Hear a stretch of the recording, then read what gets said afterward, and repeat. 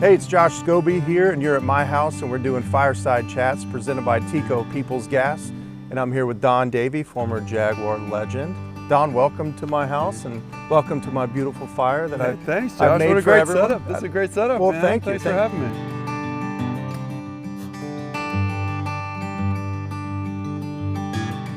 So tell me about yourself. Tell me what you're doing now post-football. Give me a little rundown. Yeah, I retired from the Jags in 2000. That was my last season. And started helping some guys just kind of informally in the locker room with their finances. And that evolved into my primary business, Discipline Equity Management. It's a wealth management firm. And we manage money for pro athletes and doctors and entrepreneurs and other people all over the country. So that's kept me pretty busy. That's great. Well, good for you.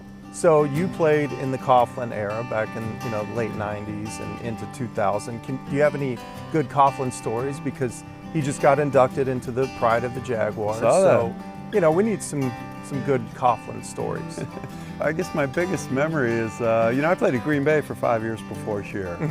And Mike Holmgren was our coach up there. And he was the most laid back, not a yeller, not a rule guy. So that was the culture I was used to. And you talk about sticker shock, right? And when we got here, and at first training camp, we went up to Wisconsin in Stevens Point, and we had 6 weeks of 2 days up there.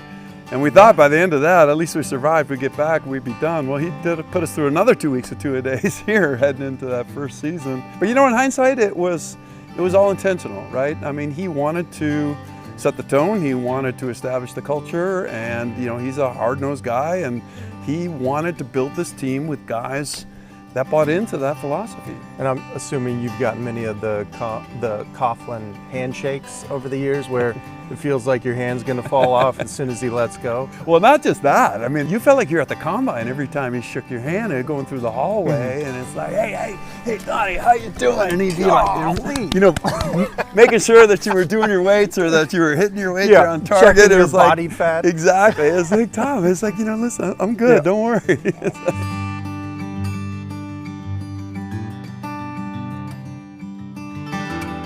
Well, tell me your expectations and your thoughts on the current Jaguars now, what you've seen so far.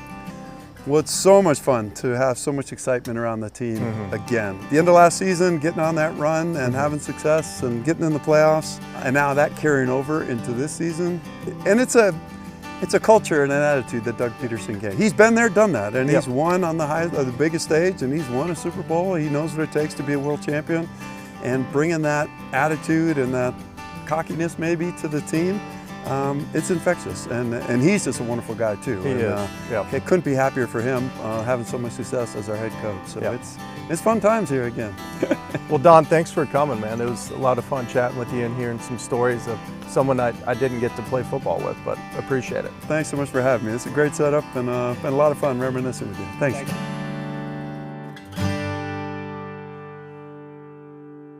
To find out more information about energy-efficient natural gas and available conservation rebates, visit peoplesgas.com/rebates.